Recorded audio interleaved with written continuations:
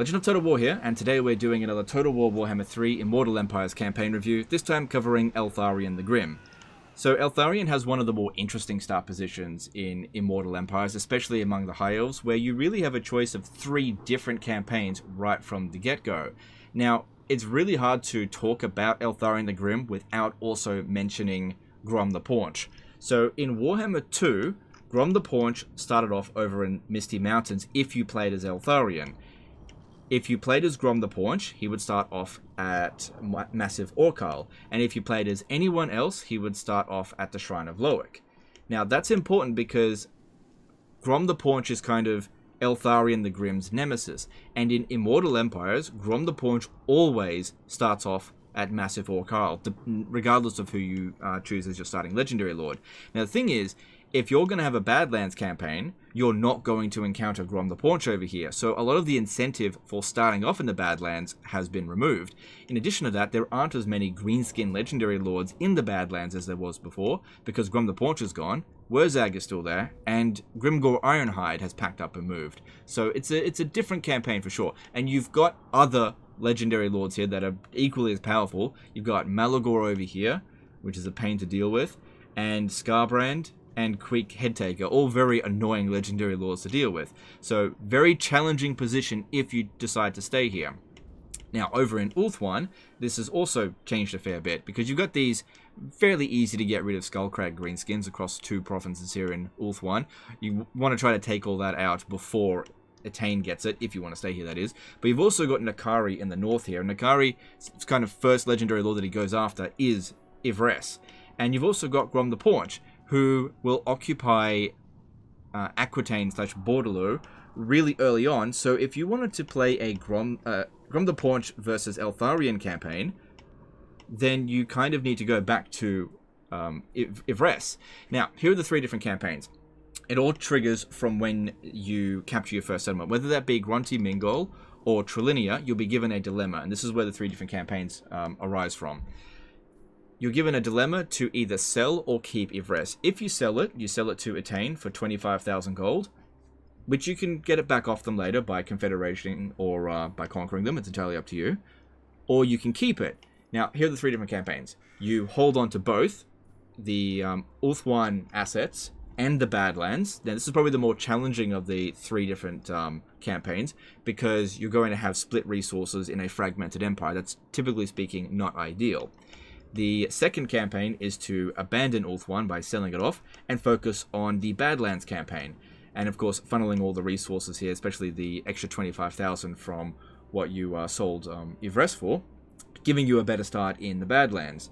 And the third option is to capture Grunty Mingol, immediately disband Eltharion's army, sell Grunty Mingol off to the highest bidder, and if you can't sell it to anyone, just abandon it, and focus on Ulthuan. All 3 campaigns offer different experiences, different challenges, but I would say in terms of ranking the 3 different campaigns in terms of difficulty, the easiest one is to hold on to Ivres only and just focus on the Ulthuan campaign. The most difficult is to try to do both, and of course the medium one is to hold on to the Badlands. But there's a lot of incentive to focus on the Ulthuan campaign, because that's where Grom the Paunch is. And Grom the Paunch has a lot of value for the High Elves to be constantly defeating him, because every time you defeat Grom the Paunch with a different Legendary Lord, just with a different Lord, you'll gain +10 relations with all other High Elves, which is very good if you want to get the Confederation going, which is, typically speaking, a primary High Elf objective. Now, neither of these options are right or wrong. It just depends entirely on what you personally want to play. Now, outside of those 3 different campaigns, you've also got the Ivres unique mechanics, which is Athel Tamara. This is a really good system that you can put Legendary Lords in jail, either permanently or to get some various bonuses. So in battle, you've got an army ability that allows you to stun a Lord for a few moments, or a hero, and if that Lord or hero gets wounded or killed within about 20-25 seconds, they go to jail. And from jail, you can either interrogate them or indoctrinate them, or execute them. And this just gives various different bonuses. So executing them just gives some extra supplies, allowing you to unlock some more bonuses. You could just leave them in jail as well, which just means that they won't show back up. So if there's a particular legendary lord that you really want to stop encountering, for example, let's just say you're fighting Scarbrand and you're just sick of seeing Scarbrand constantly show up, you can just leave him in prison if you manage to get him. So you can have a possibility of 2 jail slots, no more, but you start off with just 1. And you get some pretty decent bonuses as you upgrade these. It's entirely up to you how fast you want to go about it. But it's a pretty good system that you'll be using throughout the entire campaign. And in addition to that, you've also got an additional unique roster. The Mistwalkers, which are a unit-capped roster. There's, I think, 6 different Mistwalkers. The most powerful of them being the Knights of Torgaval, which are some Griffin Riders. That's very powerful. Overall, I'd say that Eltharion's got a lot going on in his campaign and is a really fun campaign, but it's really important that you pick the campaign that you want to play. Don't necessarily be guided by the game. Pick which of those 3 campaigns you want to do, which ones that you think you will enjoy, and stick with that.